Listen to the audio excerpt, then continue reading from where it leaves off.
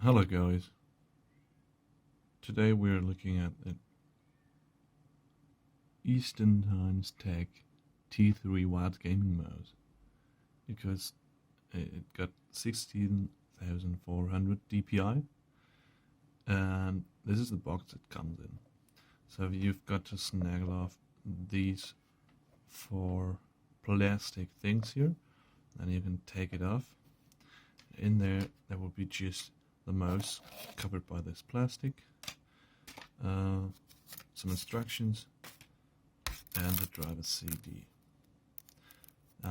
You can also download these drivers from the internet, although I think there wasn't an official server, but I think I found them on a forum. The problem was I don't have a optical drive anymore on my computer.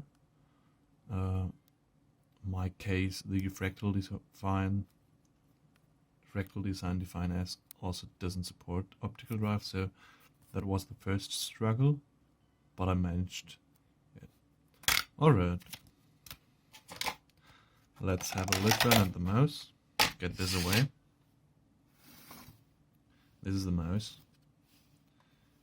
It's up and running at the moment, so you can see I've set it to red, but you can vary the colors in the software as you wish.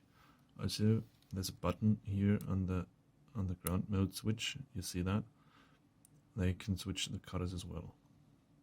You've got these rubbers for gliding. It glides pretty comfortably. You see the mouse is a little bit dirty because I've used it for like 1 or 2 months now, so I think that makes my review pretty valid. Now, the scroll wheel rose pretty easy, but clicks very difficult. That was new to me. I had a Logitech MX518 before that. There you could click the scroll wheel really easy, but on this one you really have to press hard. But scrolling is much easier than on the Logitech. With these two buttons, you can set the speed and the DPI setting on which the mouse works. Also, let me try to get the color right here. Yeah, like that. By clicking minus, you can see the scroll just turned blue. That means you're slower now. Up, down to green, yellow, blue, pink, and red. These are predefined steps, but you can change that in the software as you wish and save it onto the mouse. So the software doesn't have to be running. When you change it, it knows what you set at last in the software. Also, you can set the tick rate of the sensor from 500 to 1000 Hertz, and that is also saved onto the mouse. So that's great.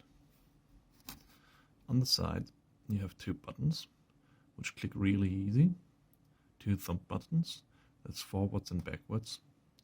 Works pretty good, and there's not a big resistance. You can set the light colors as you wish. Also, there are effects like breathing or something like that, but I thought a just basic stable red would be fine.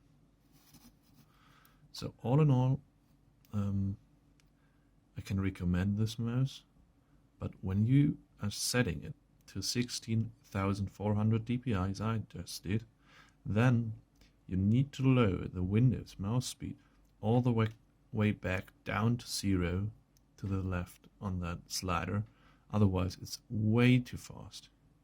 Also in shooters like Battlefield Overwatch or Paladins, you need to set the mouse speed basically to 0, completely to the left. Otherwise, you won't be able to aim properly, because it will be way too fast. Alright, now I'll show you my right hand. This is obviously a right-handed mouse, and you can see I've got pretty huge hands. And that is why I chose this mouse, because even if I do that grip, I'm mostly playing this way, and this is like going perfectly. For comparison, how big this mouse is, I've got here the Xbox 360 for PC controller, and you can see it's a little bit bigger, but to the feeling, I think this is pretty comfortable. And if you're coming from a Logitech mouse like I did, the only thing that you're gonna notice is that this edge here is pretty rough. This is hard plastic, and you will notice that, because the thumb is going to go over that edge, and you're going to feel it. And it's real different to the normal Logitech mouse, which has rounded corners here, rounded edges. Now, one thing I wanted to show you as well is the mouse software. So actually, it doesn't say VicTsing or anything, but Thunderbird Gaming Mouse. And this is the software where you can set the DPI stuff and everything.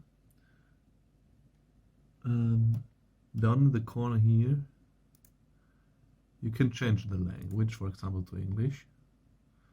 And then you can change the buttons, also the effects, the colors as you wish, and also the performance. So these are the DPI steps that you can set on the mouse by plus and minus, and this is the respective DPI you can set it to. You can here you can set the tick rate. I have set it to 1000 as I told you. On stock it comes with 500, but I think that's wasted potential, so I set it to 1000, which is more comfortable to me, but you've got to decide for yourself. Alright, and when you did something, you need to save it. So if you do not save it, it won't be stored on the mouse. There's a pretty tricky save button. I don't find, yeah, I think this one.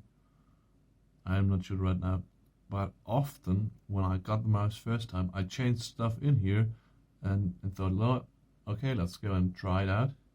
But when I tried it out and looked at the application again, it wasn't saved. So be sure to apply those changed settings properly, and then you will be fine. At the top you can see you can save different profiles, but I just went with one. And on regular use, I have this application not open at all, because everything is stored on the mouse, which is pretty amazing, I think. So I bought this mouse on Amazon for like $30, but sometimes they're out for 20 or something like that. I guess it's really, really worth it. Alright, I hope you enjoyed. See you next time.